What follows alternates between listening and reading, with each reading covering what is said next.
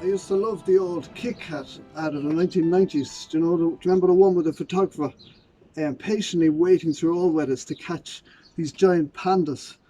And he was waiting and waiting and waiting, and finally he gave up. He sat down, turned his back, had a Kit Kat, and while he turned his back, the pandas did this amazing roller skating routine and darted back into the huts before he came out with the camera again, and he missed the whole lot.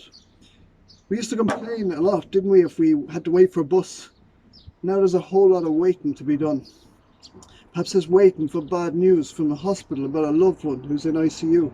Perhaps there's joyous waiting to see a loved one recover from a hospital bed. Perhaps you're a nurse frustratingly waiting for PPE, or a person with a cough and a fever anxiously waiting for a test. Or perhaps you're a frightened old person waiting on a test result. Perhaps you're a grandparent waiting, pining after your grandkids. Perhaps it's a man waiting, even longing, to be back at a job that he doesn't even enjoy.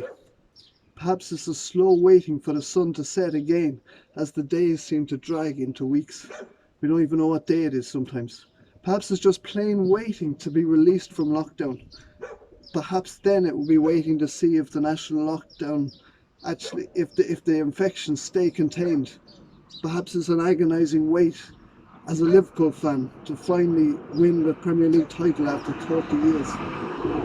Whatever ingredient of waiting you're living through, you'll love this Bible poem from the book of Psalms.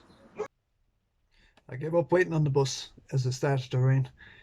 Back to David. David was a shepherd boy, and he's very transparent with God as he's been hunted down by King Saul, his enemy. And the Psalms, and what's beautiful here is the Psalms are vague enough that it can apply to a varied circumstances, including our own waiting at this time. So listen to these lovely words from Psalm 13. How long, Lord, will you forget me forever? How long will you hide your face from me? How long must I wrestle with my thoughts, and day after day have sorrow in my heart? How long will my enemy triumph over me? Perhaps your varied experience of lockdown has left you wondering if God has forgotten you. Perhaps in your frustrations you've concluded that God is hiding from you or deliberately ignoring your plight. This troubled David more than his circumstances. We often have a roadmap, don't we, of how the events of life should go. We expect God to get with our program.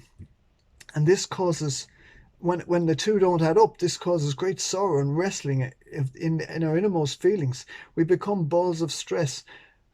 We're a bit like UFC's Conor McGregor fighting with himself in a mirror, as I imagine he would, tossing and grappling uncomfortable thoughts around the ring. And these notions can leave us feeling deflated and defeated. You see, God's timetable is not always ours. God plays a long game. Sometimes waiting exposes our impatience and lack of trust in Him. In fact, His plan is often very different from ours too. Perhaps that's our biggest struggle. We expect God to change our immediate circumstances to the way it should be in our head, whereas God is far more concerned with who we are becoming, and He often uses our restless waiting to achieve His transformation. I want to suggest that in God's hands, our waiting can be redemptive, but that requires a measure of surrender to God. Listen to how David responds. Look on me and answer, Lord my God. Give light to my eyes, or I will sleep in death. And my enemy will say, I have overcome him, and my foes will rejoice when I fall. You see, David then pleads with God to look his way and to answer him, to give light to his eyes, or he's finished. His enemies will gloat. Have you ever spoken to God so directly as this? I'd suggest you give it a go. God is big enough to cope with our honesty. Finally, listen to David's optimistic ending. He says, but I trust in your unfailing love. My heart rejoices in your salvation. My heart, I will sing the Lord's praise, for he has been good to me. What David realized, and what we must too, is that circumstances haven't changed God's character. God still loves us all with an unfailing love. I love the way the Jesus Storybook Bible puts it. It claims that every story whispers Jesus' name, and he describes the love that Jesus showed us as this: never stopping, never giving up, unbreaking, always and forever love.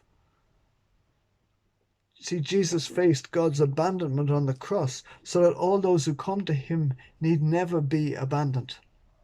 That salvation is why Christians have so many songs to sing, because the good news just keeps on getting better and better.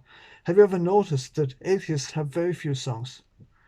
You see, the direst of drawn-out circumstances needn't be interpreted as God's cold shoulder to those who love him. It's okay to plead with God, "How long must we wait, O Lord?" or "Help us in our waiting." But God may well desire to change our hearts before he changes our circumstances. And that was enough for the rejoicing David.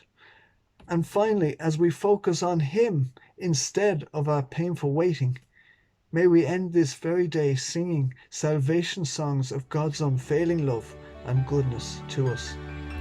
May God bless you in your waiting.